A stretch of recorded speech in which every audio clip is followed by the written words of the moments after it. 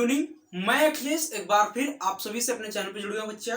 उम्मीद कर रहा हूं कि आप सभी लोगों की पढ़ाई अच्छे से चल रही होगी और अच्छी तरीके से आप लोग एग्जाम की अपनी प्रिपरेशन कंटिन्यू अच्छी तरीके से जारी कर रखें, ठीक है। और अगर कोई भी समस्या हो बच्चा, कभी भी किसी प्रकार की समस्या हुआ करे तो पूछ लिया करो, क्योंकि अपने जो दुख है सुख है ये बांटने से ही कटेंगे। ये तुम्हारा जो जीवन है इस समय का, यहाँ ना तुम्हारा रिश्तेदार होगा, न बुआ भूपा भतीजा, न मामा, न दीदी दादा, कोई नहीं। यहाँ पे तुम अपने सहपाठी के साथ और अपने गुरु के साथ ही अपना जीवन को काटो। और जब तुम्हारी नौकरी लग जाए तो तुम अपना सारी रिश्तेदारी तुम्हारी हो जाएगी, तुम गुरु को भूल जाना, बाकी सारे लोगों को अपना लेना, ठीक है। लेकिन जब तक तुम्हारा कहीं कुछ हो नहीं जा रहा, सिलेक्शन नहीं हो रहा, तब तक तुम अपने गुरु के पास आओ, अपने दोस्त के पास आओ और बात करो और उससे समस्या का समाधान करो, ठीक है। चलो, उम्मीद करता हूँ कि आप लोगों की पढ़ाई अच्छी चल रही होगी। फिर भी कोई समस्या तो बच्चा उसका समाधान, हर समस्या का समाधान इस धरती पे कोई ऐसी समस्या है जिसका समाधान नहीं है। समस्या पैदा होने से पहले उसका समाधान होता है, सिर्फ हमें ढूंढना होता है, ठीक है। तो हिम्मत मत हारो, पढ़ाई करते रहो, एक दिन सिलेक्शन जरूर होगा। अब अपने अंतिम क्षण तक लगे रहो और परिश्रम तुम्हारा व्यर्थ कभी नहीं जाने वाला है, सिलेक्शन जरूर होगा, इस उम्मीद से आप पढ़ाई करते रहो, ठीक है।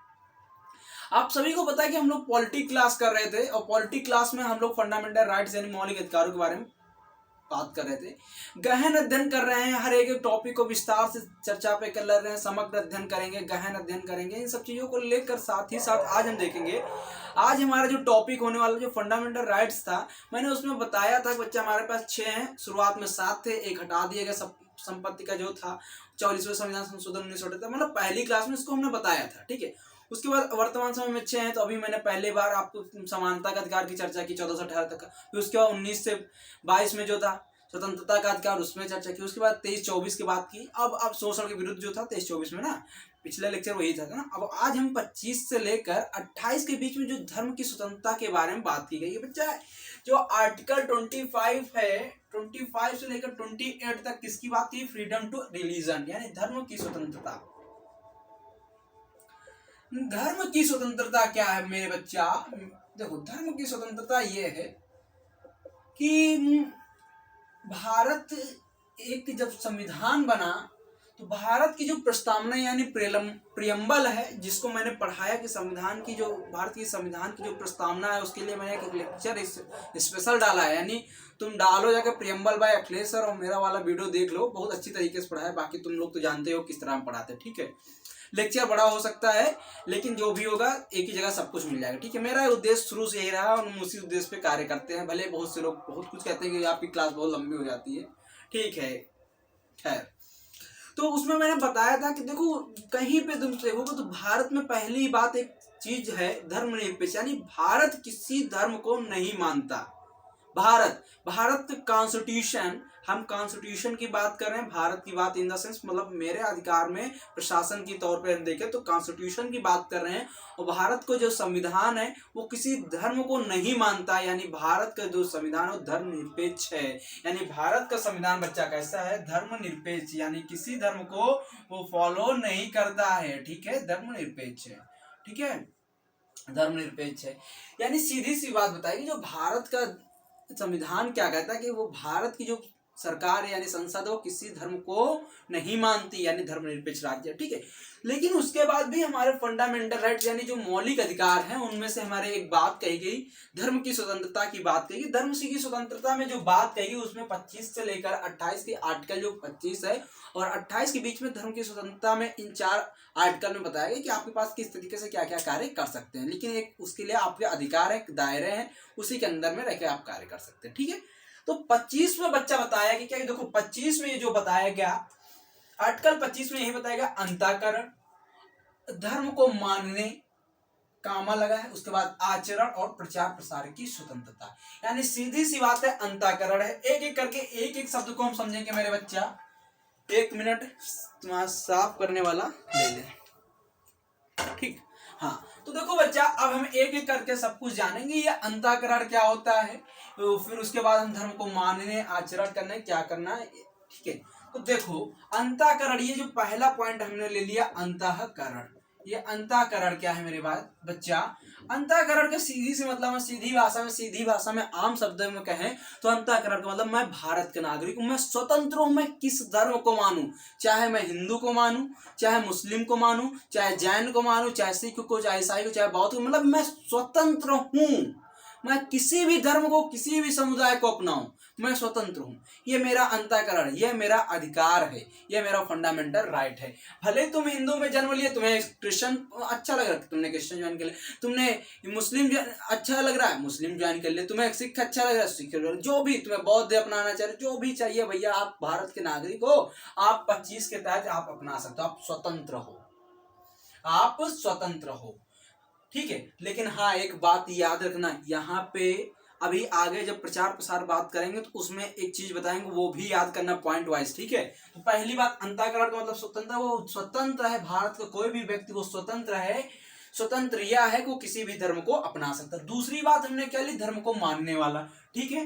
दूसरी बात क्या ली? कि धर्म को मानने वाला, यानी वो जैसे कोई हिंदू है बच्चा, जैसे कोई हिंदू है बच्चा, तो वो अपने धर्म को माने या ना माने वो उसका अधिकार है। यह नहीं कि जबरदस्ती नहीं, मैंने हिंदू में धर्म ले लिया तो मैंने अपना ही भगवा चोला ही पहन के घूम, भाई मेरा मन नहीं है, मैं नहीं पहनूंगा।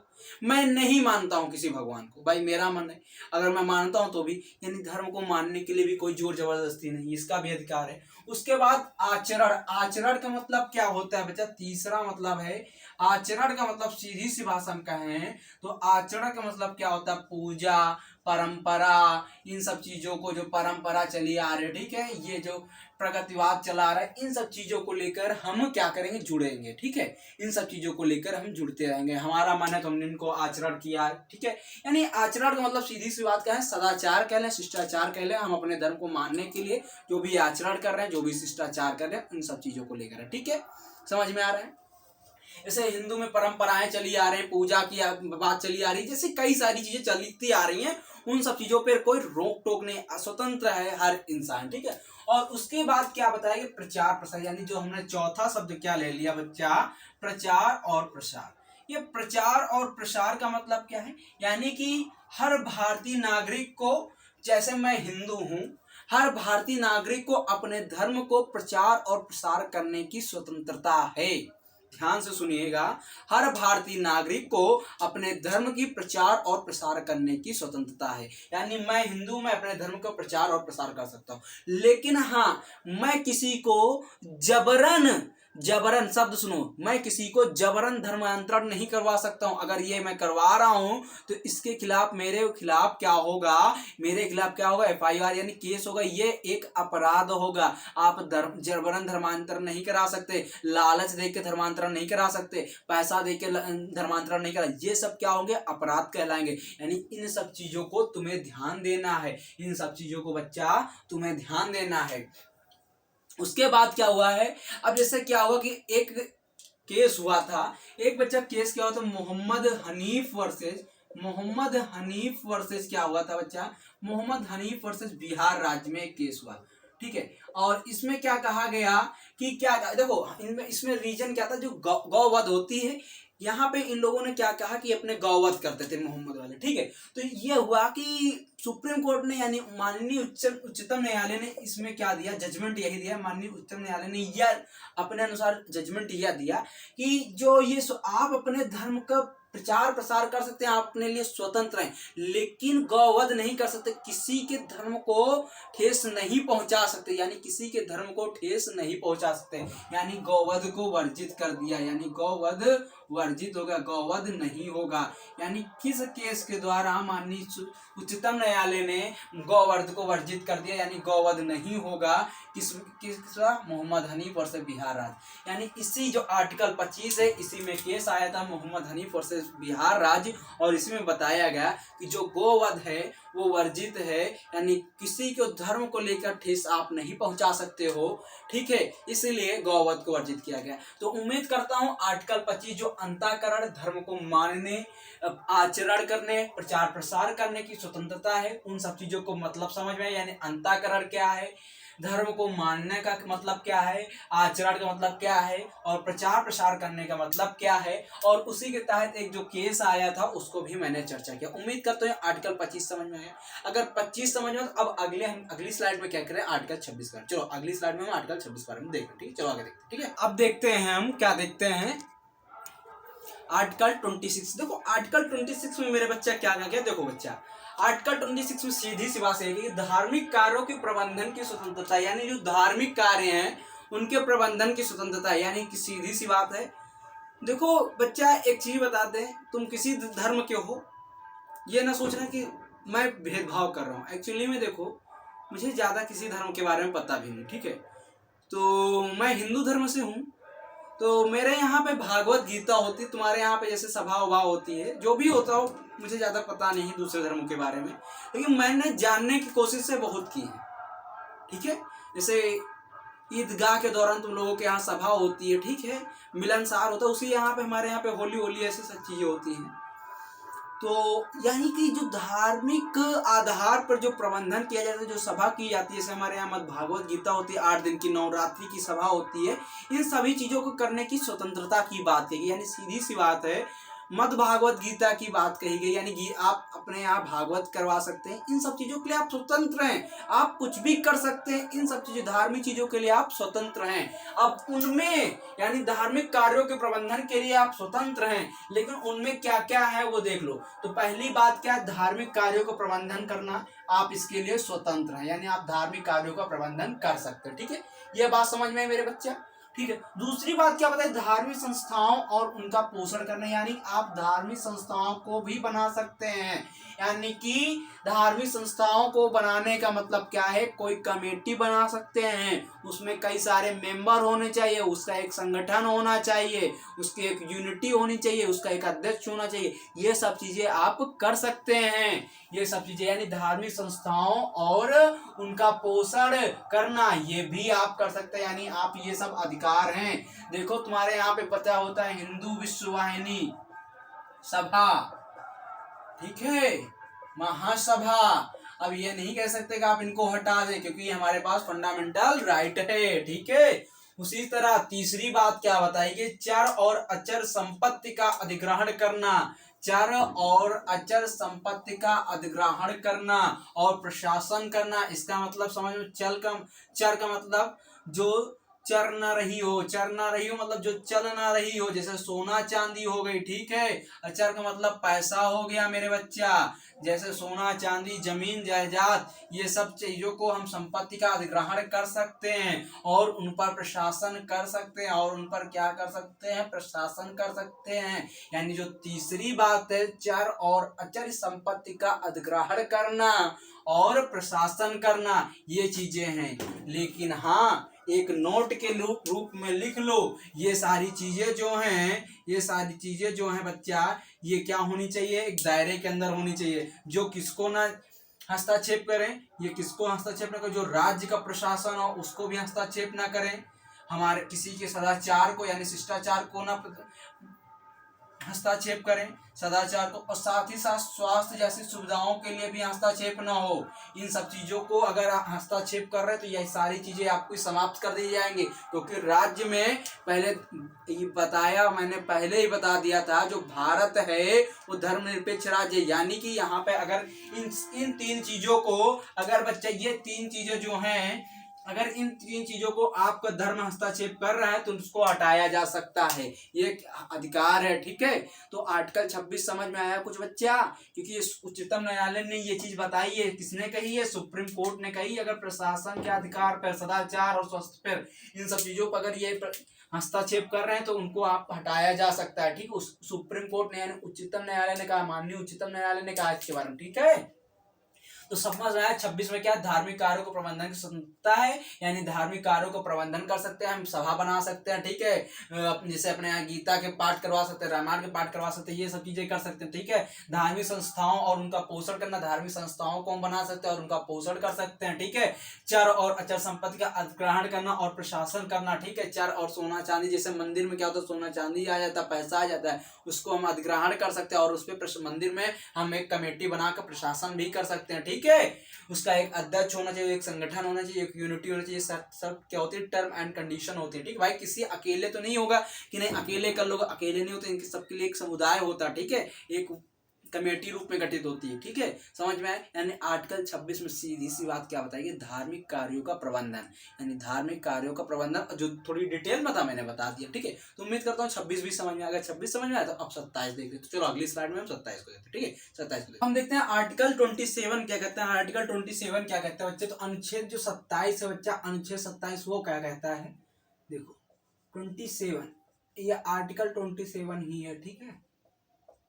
आर्टिकल 27 ये क्या कहते हैं, धार्मिक की वृद्धि, यानी धर्म की वृद्धि के लिए कर नहीं लिया जा सकता। यानी जो बच्चा सीधी सी बात है, धर्म की वृद्धि के लिए टैक्स नहीं लिया जा सकता, यानी आपसे धर्म के विकास के लिए टैक्स नहीं लिया जा सकता, कि यानी नहीं कि हमें हिंदू धर्म को विकास करना तो हमें टैक्स दो, मुस्लिम धर्म का विकास करना तो हमें टैक्स दो, सिख धर्म का विकास करना तो हमें टैक्स दो, क्रिश्चियन धर्म का में यानी ईसाई धर्म का में विकास करना तो टैक्स दो। आप इस आधार पर यानी ईसाई धर्म को विकास करने के लिए टैक्स नहीं, यानी सीधी सी बात है, धर्म के आधार पर टैक्स नहीं लिया जा सकता, यानी प्रसार के लिए, ठीक है, टैक्स नहीं लिया जा सकता। लेकिन हाँ एक बात बता दें, यह राज्य को शक्ति है, अगर वह किसी धर्म की कुरीतियों को समाप्त करना चाहता है तो वह उस आधार पर धार्मिक टैक्स ले सकता है। कब, जब किसी धर्म की कुरीतियों को अंत करना हो, ठीक है, किसी धर्म की कुरीतियों को अंत करना हो तो वो उस आधार पर क्या ले सकता है, टैक्स ले सकता है।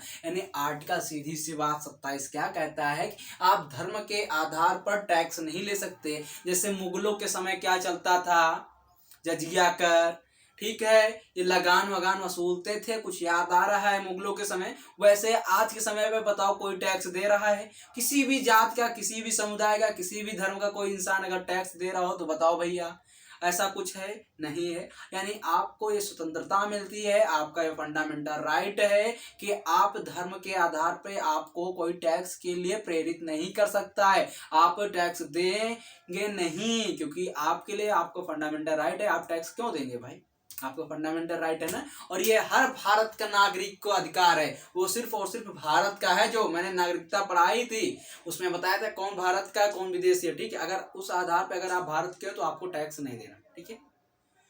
उम्मीद करता हूँ ये चीज समझ में। चलो अब आर्टिकल 28 के बारे में अगली स्लाइड में, ठीक है। चलो आर्टिकल 28 के बारे में अगली स्लाइड में, ठीक है। चलो बच्चा अब हम देखते हैं आर्टिकल 28 के बारे में, यानी अनुच्छेद जो 28 है ये क्या कहता है। तो देखो बच्चा अनुच्छेद 28 क्या कहता है उसके बारे में देखते हैं। अनुच्छेद 28 कहता है धार्मिक शिक्षा में उपस्थित होने की स्वतंत्रता, यानी जो धार्मिक रिलीजन से संबंधित, यानी जो धर्म से संबंधित शिक्षा दी जाती है उसमें उपस्थित होने की स्वतंत्रता है। यानी आप उसमें उपस्थित होने की स्वतंत्रता है, आपके पास उपस्थित हो या ना हो ये आपकी स्वतंत्रता है। तो ध्यान दीजिए, कुछ संस्थान है जिनको हम कैटेगरी वाइज डिवाइड कर दिए हैं। पहली बात तो हमें यह समझ लो 28 में क्या कहा गया, धार्मिक शिक्षा में से संबंधित स्वतंत्रता की बात कही गई। धार्मिक शिक्षा से मतलब यानी जो धर्म के बारे में बात करता है उससे संबंधित। तो पहली बात देखो कहां कहां पर भैया मिल सकती है धार्मिक शिक्षा, कहां कहां पर नहीं मिल सकती, कुछ प्रतिबंधित हैं उनके बारे में देखते हैं, ठीक है। तो ऐसे संस्थान जिनको पूरी तरह रख रखाव राज्य करता है, यानी जिनको पूरी तरह रख रखाव देखभाल राज्य करता, वहां पर धार्मिक शिक्षा दी जा सकती है, नहीं दी जा सकती है। क्यों नहीं दी जा सकती, इसीलिए मैंने पहले बताया था भारत में धर्मनिरपेक्ष है। भारत की जो प्रस्तावना उसमें कहा गया भारत एक धर्मनिरपेक्ष राज्य है, ठीक है। यानी कैसा धर्मनिरपेक्ष, सेकुलर है, ठीक है। जब सेकुलर की बात आई तो यानी ऐसे संस्थान होंगे भाई जो सरकारी संस्थान होंगे, वहां पर धर्म की शिक्षा दी जाएगी। अगर हिंदू की दी जाएगी मुस्लिम ऑब्जेक्शन उठाएगा, मुस्लिम की दी जाएगी हिंदू, ऐसे सिख की दी जाएगी तो क्रिश्चियन की दी जाएगी तो हिंदू, ऐसे सब चलेंगी ना, ऐसे इश्यूज आएंगे ना। इसलिए वहां पर जहां पर राज्य द्वारा पूर्णतया रख रखाव देखभाल सब कुछ किया जा रहा है वहां पर भैया धार्मिक शिक्षा पूर्णतया प्रतिबंधित, यानी धार्मिक शिक्षा नहीं दी जाएगी, ठीक है। उसके बाद दूसरा क्वेश्चन क्या बनता है, ऐसे संस्थान जिनका प्रशासन राज्य द्वारा राज्य करता है, यानी ऐसे संस्थान बच्चा जिनका प्रशासन राज्य करता है परंतु किसी भी विन्यास विन्यास या न्याय द्वारा स्थापित, यानी सीधी सी बात करो ऐसे संस्थान है कुछ जिनका प्रशासन तो राज्य कर रहा है, लेकिन वो परंतु किसी न्याय या विन्यास द्वारा स्थापित, यानी किसी के द्वारा, संगठन के द्वारा स्थापित किए जाते हैं। तो वहां पर क्या धर्म से संबंधित शिक्षा दी जा सकती है? तो बिल्कुल अनुमति है, यानी इनको अनुमति है। यानी किसको? यानी जब कोई न्याय और न्यास या विन्यास द्वारा कोई इस संस्थान, शिक्षा संबंधित संस्थान, कॉलेज या जो भी शैक्षणिक स्कूल होगा अगर स्थापित किया जा रहा, भले उसमें प्रशासन राज्य कर रहा है, राज्य जो प्रशासन है राज्य करता है, लेकिन वहां पर आप धार्मिक शिक्षा देने की क्या है, आपको पास अनुमति है। यानी आपके पास क्या है बच्चा? अनुमति है। धार्मिक शिक्षा देने की आपके पास बच्चा क्या है? अनुमति है। ठीक है, क्या है बच्चा? अनुमति। क्या है बच्चा? अनुमति। क्या है बच्चा? अनुमति। यानी सीधी सी बात समझ में आई आपको? एक कॉन्सेप्ट समझना है। क्या कॉन्सेप्ट समझना है? सीधी सी बच्चा बात में कॉन्सेप्ट समझना है कि जो न्याय या विन्यास द्वारा संस्था इस्टेब्लिशमेंट हुई, जो स्थापित की गई, वहां पे आप धार्मिक शिक्षा दे सकते हैं। ठीक है। तीसरी बात क्या बताइए? राज्य द्वारा मान्यता प्राप्त संस्थान, यानी जो राज्य द्वारा मान्यता प्राप्त होता, कहते हैं ना भारत सरकार, उत्तर प्रदेश सरकार द्वारा मान्यता प्राप्त संस्थान। तो यहां पर ठीक है, यानी तीसरे पर और चौथे पर देख लेते हैं, इसी वक्त इन दोनों को एक साथ बता देते हैं। ठीक है। ऐसे संस्थान जिनका वित्त राज्य द्वारा प्राप्त होता है, यानी कुछ ऐसे भी संस्थान होते हैं, ऐसे भी शैक्षिक स्कूल होते हैं, कॉलेज होते हैं, शैक्षणिक संस्थान होते हैं, जहां पर उनका जो वित्त यानी जो उनका खर्चा होता है कौन? राज्य देता है। यानी 3 और 4, ये जो तीनों हैं इनको हमने ऐसे कर दिया भैया, 3 और 4 यानी 3 और 4 बच्चा, ये जो 3 और 4 हैं 3। ठीक है बच्चा, इसको हम ऐसे देख लो, ये जो बच्चा 3 और 4 हैं, 3 और 4 क्या है? 3 और 4। ठीक है, यानी 3 + 4 जो है बच्चा, इनमें दोनों में क्या है? स्वैच्छिक है। स्वैच्छिक का मतलब बच्चा क्या है? स्वैच्छिक का मतलब बच्चा क्या है? स्वैच्छिक है। स्वैच्छिक का मतलब है अगर यहाँ का जो संस्थान है वो चाहे तो दे या चाहे तो ना दे। ठीक है, चाहे तो दे या ना दे, ये दोनों बात बताई गई। ठीक है। हाँ, लेकिन इसमें एक और बात बताई गई, इस जो छात्र हैं अगर वो मान लो यहाँ पे अगर हिंदू के लिए दी जा रही है, तो अगर वो मुस्लिम है तो अगर वो नहीं आना चाहते तो वो जबरदस्ती नहीं उनको बुलाया जाएगा, वो उसके लिए छात्र भी स्वतंत्र है। या मुस्लिम के लिए शिक्षा दी जा रही है, हिंदू को जबरदस्ती नहीं बुलाया जा सकता। ठीक है, इसलिए क्योंकि हमारे पास एक फंडामेंटल राइट, यानी सीधी सी बात 28 में हमने क्या समझा कि धर्म की जो स्वतंत्रता की बात बताई गई है, धर्म की जो स्वतंत्रता की बात बताई, यानी धर्म की शिक्षा की बात जो बताई गई है, उसके लिए हर भारतीय नागरिक स्वतंत्र है, वो चाहे तो ग्रहण करे या चाहे तो ना ग्रहण करे। उसके लिए कैटेगरी थी, मैंने बता दिया कहां पर दी जा सकती है, कहां पूर्णतया प्रतिबंधित है। पहले में पूर्णतया प्रतिबंधित है बच्चा, यानी जहां पर पूर्णतया राज्य रखरखाव करेगा वहां पर पूर्णतया क्या बच्चा? प्रतिबंधित है।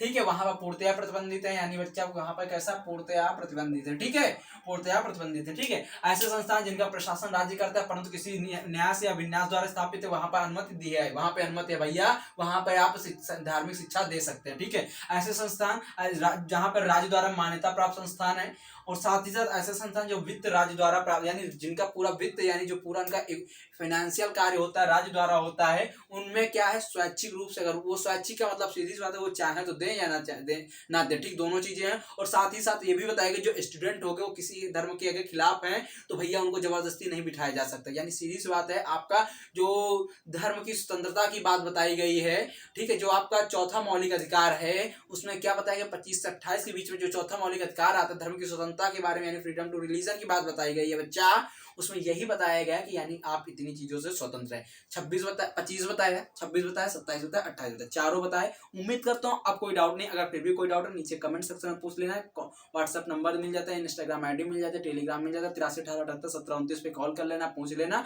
ये सारी समस्याओं का समाधान। तो आज के लिए इतने ही, अब आज्ञा दें। उम्मीद करता हूँ आप लोग इसको शेयर करेंगे और आपको अच्छा लगा प्लीज लाइक करना, शेयर करना, सब्सक्राइब करना। थैंक यू दोस्तों, बाय, गुड नाइट, पढ़ते रहे, मुस्कुराते रहें। जय हिंद, जय भारत।